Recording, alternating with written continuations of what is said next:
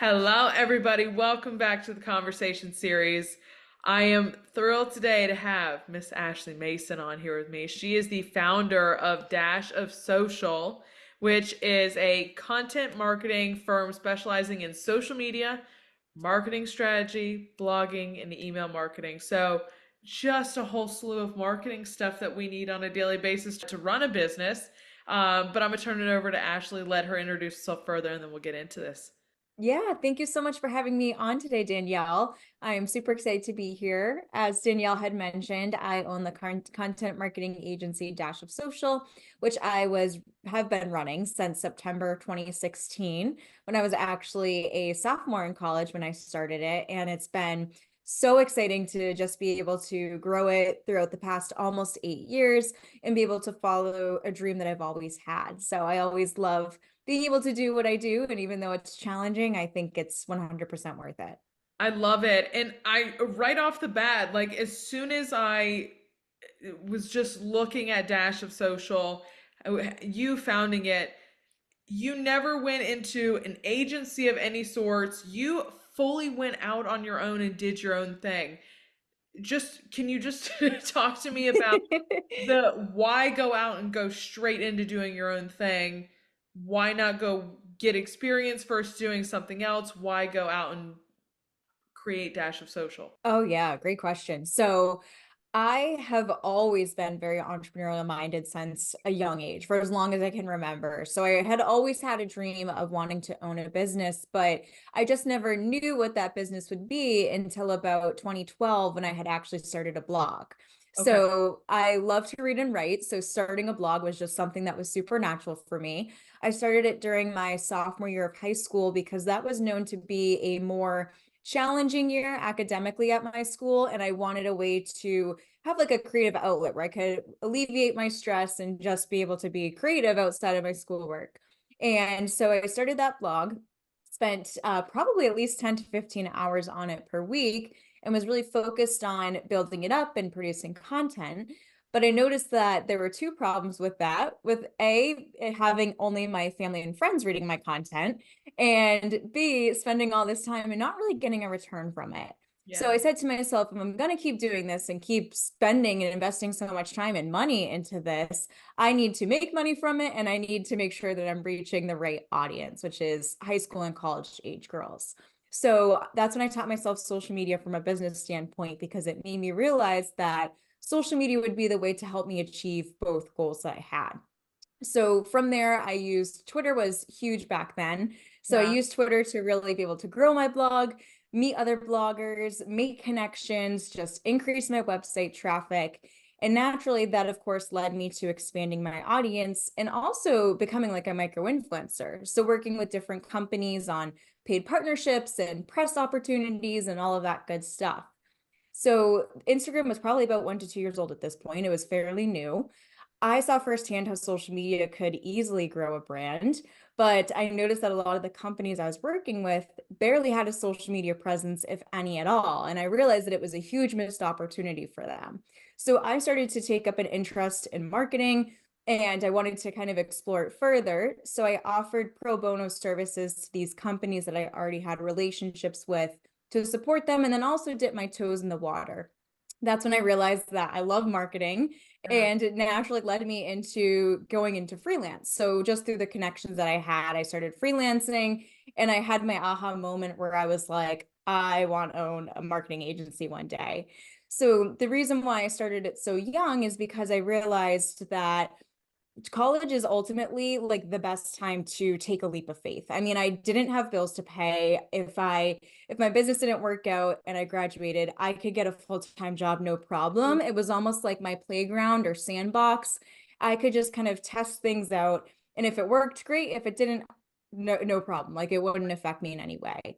So it gave me a really good opportunity to just go in full force. And like you mentioned, I've never had any corporate experience. I'm grateful that my hard work and all of the effort that I put into Dash of Social leading me to then take it full time when I graduated.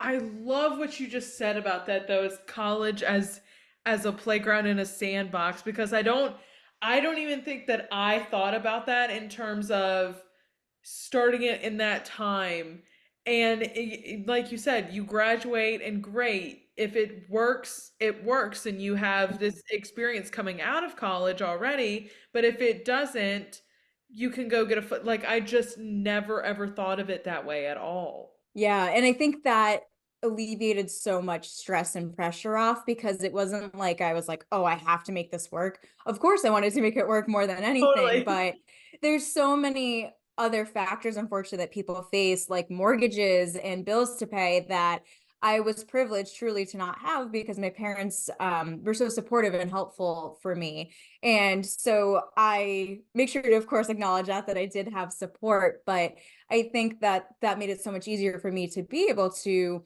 go in and really try my hand at this because there wasn't really anything to lose. So it was really great to have that. And you can tell me if this is too personal or not, but how far into Dash of Social did you start seeing a return on revenue and things like that? You started in 2016, you were doing pro bono things, but how when did you start seeing a return and saying, "All right, we're done with pro bono now. We're going to go in and Yeah. actually start charging." Yeah, so I would say probably when I started, honestly, Okay. I had then started to get like once I was doing the pro bono stuff, it kind of just naturally led me into freelance stuff just from people being like, "Hey, I saw that you're doing social media for this company. Like, can we hire you to do it for us?" But I think that's one of the biggest benefits of starting a service-based business is that you have little to no overhead. It's not like I needed to buy products or anything like that. I mean, I just need my laptop. So it was really helpful to not have to worry about like how am I going to pay for all of this stuff compared to like a product based company. So I mean it was of course very little for the first few months, and then I feel like it kind of just doubled each year after that, and it was really nice to be able to also have like a part-time job at a coffee shop and also be babysitting so that way I could kind of supplement my income. And again, if like I wasn't making money at that point, then it wouldn't be a huge deal because I still had other income sources. It's truly my favorite thing about working in social media. Like, to your point, I'm like, I need my phone or Yeah. my laptop. It's like I can work from anywhere and get the job done.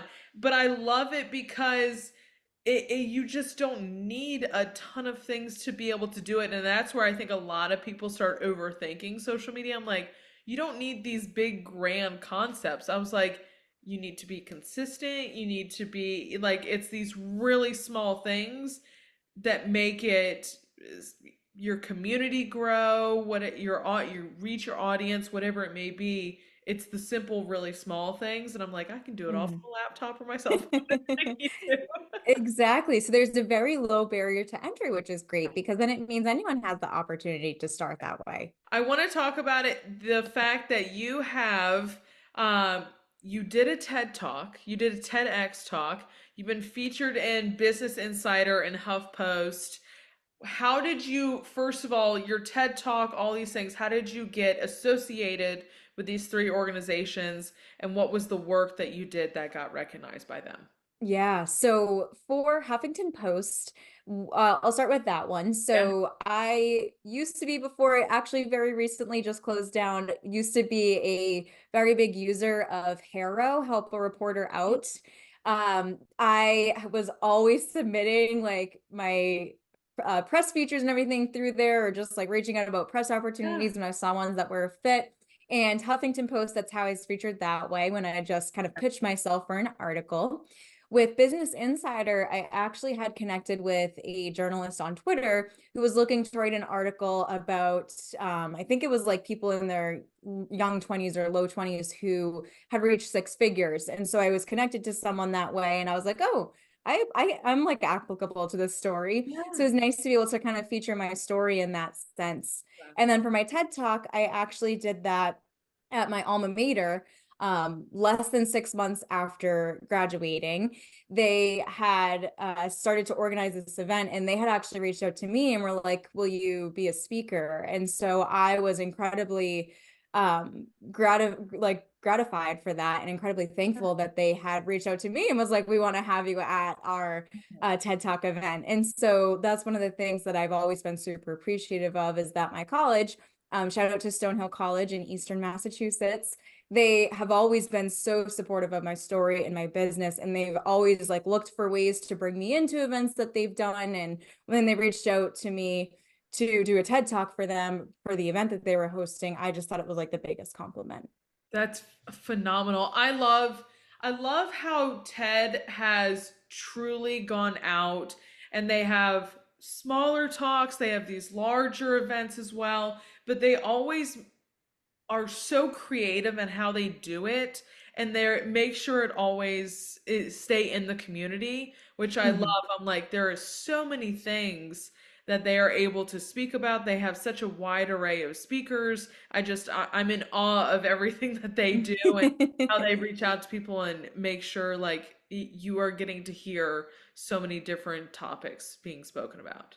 Exactly. And with that TED event, the topic for each speaker was on the challenge of change. So that's why my alma mater had reached out to me, because they were like, the change that you're experiencing Oh, is kind of twofold. One thing that I didn't mention is that my mom was diagnosed with terminal brain cancer my freshman year of college, which actually sparked me to start Dash of Social.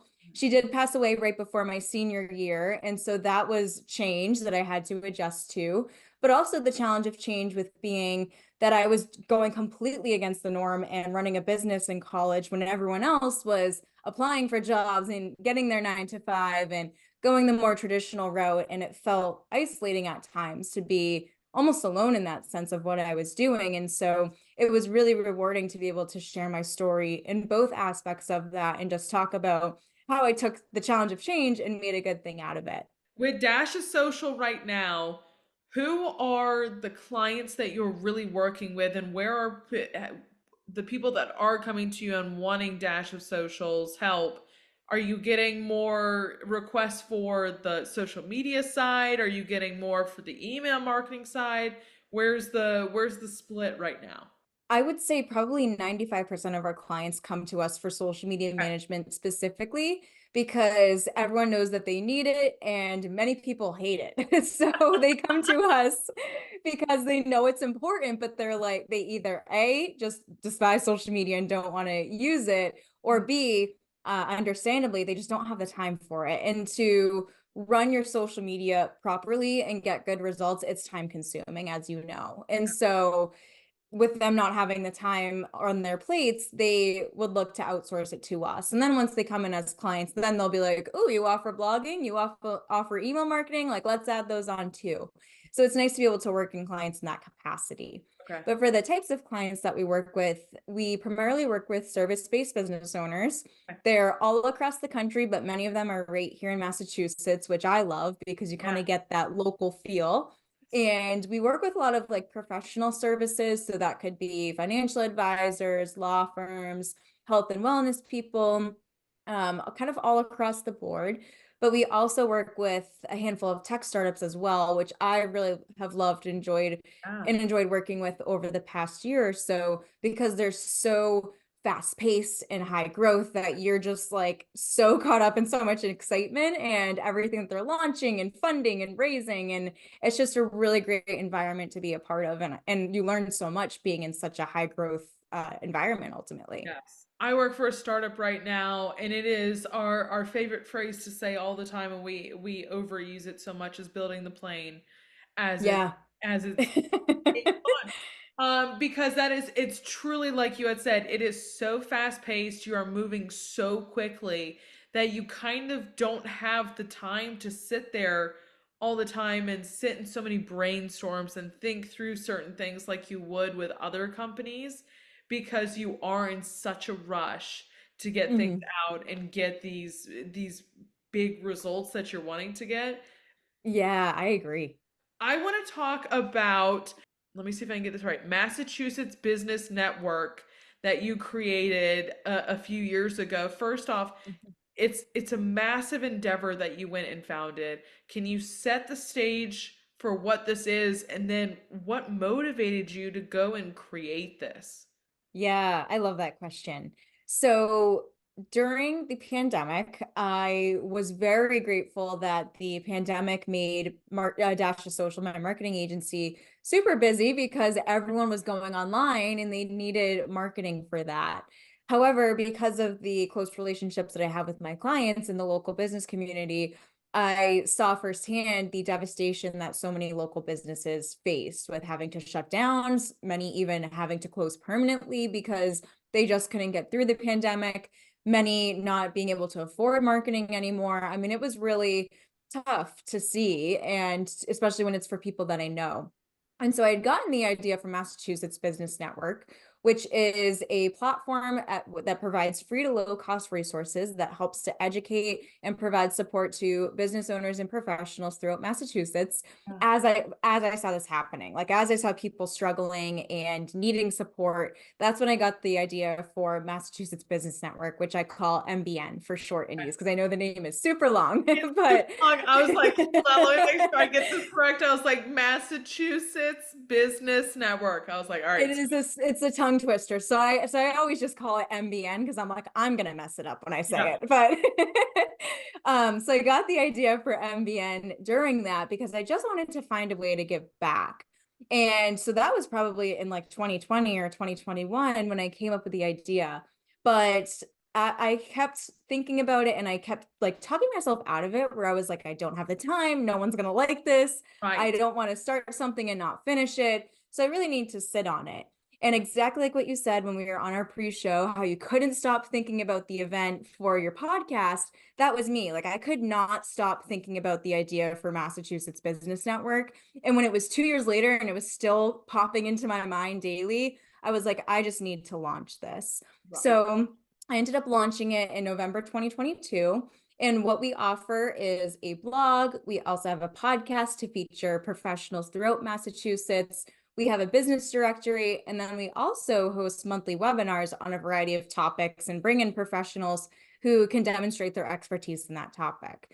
And so it's been amazing to build a community and connect people in that way and teach them things that they never learned about and help to amplify their online presence for mostly free. I mean, the money that we make is very small, and I really just do it as a passion project, I say, because I just love Massachusetts. I love our local business community, and I love being able to connect people and give back to them. I mean, what a fantastic idea too, and especially, I mean, no greater time than when you started it because, I mean, when you thought of it, it was beginning of pandemic, but I mean, coming out of the pandemic in 2022, like no better time than when we're struggling with, are we going back to the office? Are we still working remote? But the people who are working remote, I find it all the time. I'm like, I have to figure out some avenues where I can interact with people still. I can network, Mm. I can get into the community because for 2 years we weren't able to do that in person.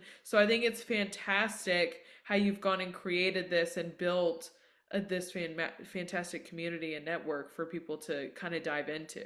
Thank you so much. It's been so much fun. And although at first I was like, oh, I wish I didn't wait so long to launch this, like in hindsight, I'm glad that I waited Yeah. because as I mentioned during the pandemic, I mean, I actually reached severe burnout in 2021 just from being go, go, go all the time. And so I feel like if I actually started it as soon as I got the idea, in full transparency, I probably would have stopped and I probably wouldn't have been able to follow through just because you're just juggling so many things. So I needed to wait until I made sure that I had the room available on my plate in order to take it on. So that way I could give it the attention and energy that it deserves. You have a team of four in total, including yourself.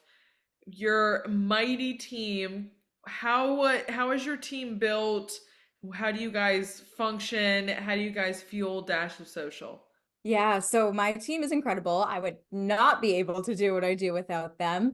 Our team members focus on primarily content writing for our social media clients and then also account management. So, what I've worked really hard to do over the past few years after facing burnout is delegating as much as I can because I'm sure many people, and maybe even yourself, can relate to this. Like, I'm a type A person and I just say yes to everything. Yes, I can do that. Yes, I'll take care of it. And it got to the point where I was like, I cannot physically add one more thing on my plate.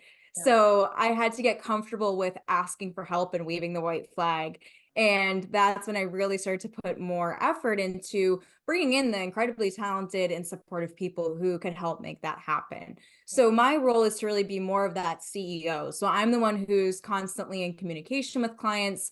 I do the overall like creative strategy and brand direction and kind of oversee everything, when really our team members are the ones who are writing the content calendars, managing our clients' accounts, making the day-to-day happen. And I kind of tie everything together and have that strategic overlook. I tell everybody all the time, I'm like, it's a disease. I don't know how to not say yes to everybody. Exactly. I was like, it just never stops.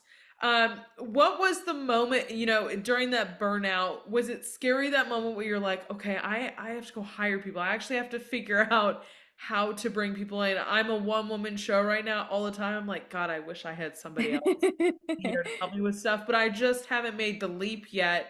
Making that leap, what was your reaction? What was kind of the fears you had doing it?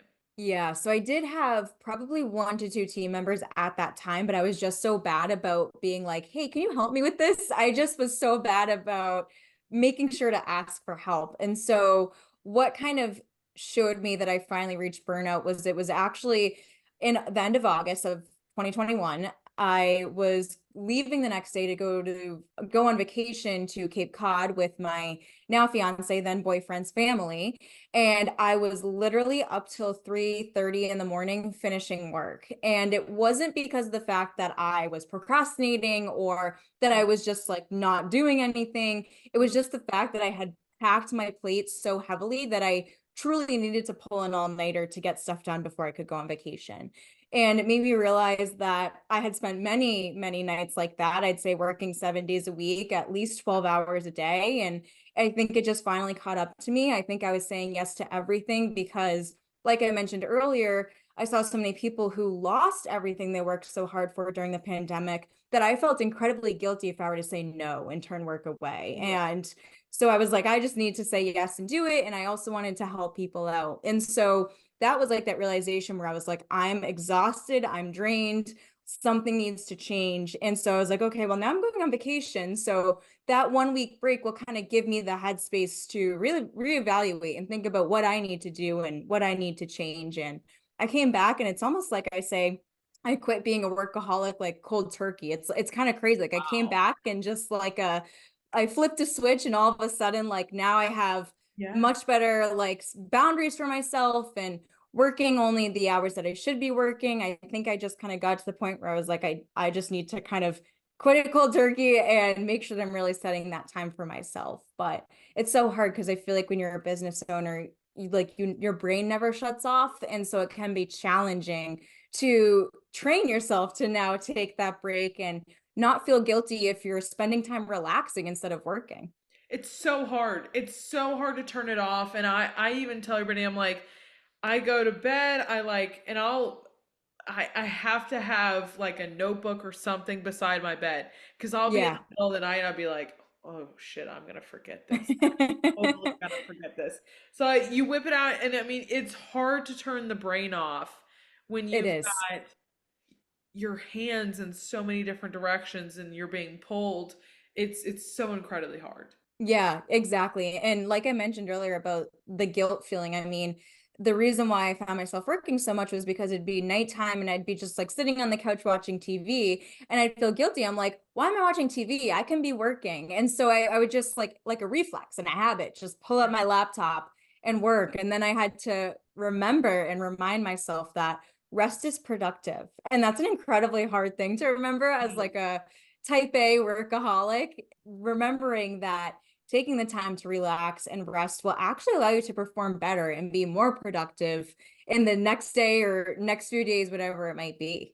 Working with such a wide array of clients, how are you guys staying on top of trends and things changing in social media?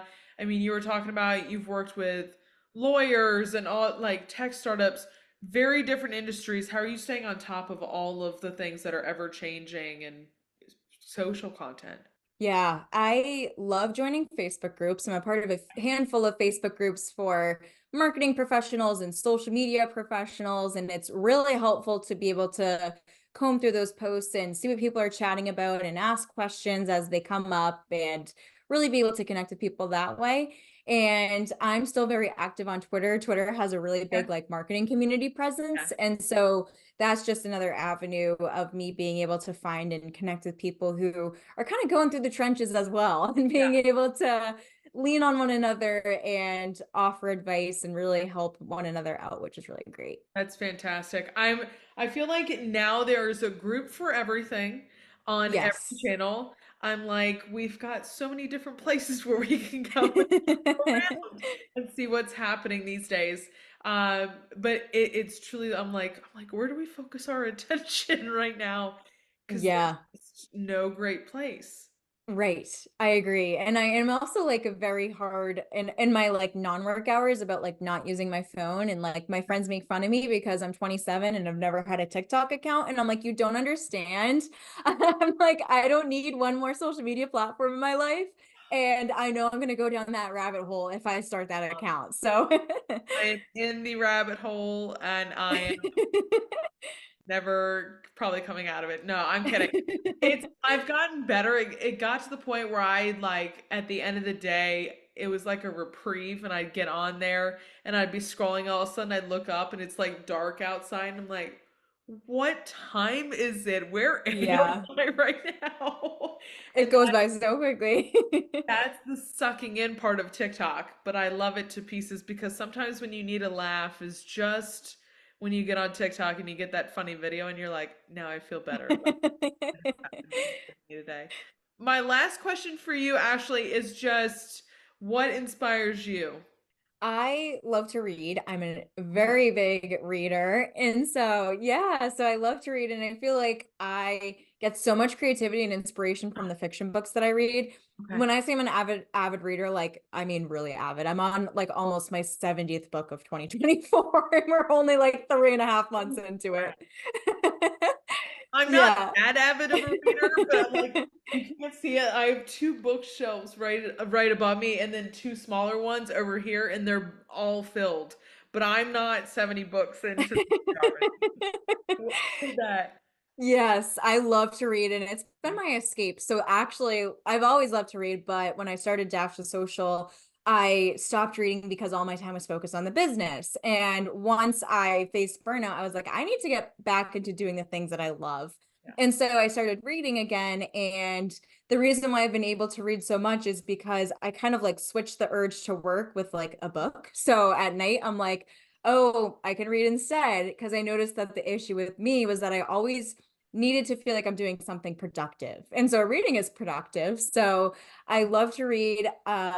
People always find it so funny because I wouldn't say refuse, but I'm very strongly against reading business books. And that's just because I'm like, reading is my personal time, like my time to relax. I don't want to think about work. Yeah. So I'm a really big thriller fan. That's like my favorite genre. But I would say reading inspires me. And I'm also a really big runner, which you can probably notice from like the medals in the back. But I love to run, and that is how I start every single day. I feel like I clear my head if I wake up with anxiety. Running sets me into just the perfect mood. Yeah. And I feel like I can solve the problems that I'm facing as I'm running. And it just really makes me start the day in a great way. Ashley, we'd have a grand old Kiki together if we ever. I'm a half marathon runner, so for me, I have my medals over here. I have all my half marathon medals, so I'm like I always try to make sure they're not in the back because I'm like it's a real obsession that my medals have in my office. I'm like they're really big. They're just massive, and I don't have anywhere else to put them. That's why. Yes, they can be pretty big. Okay.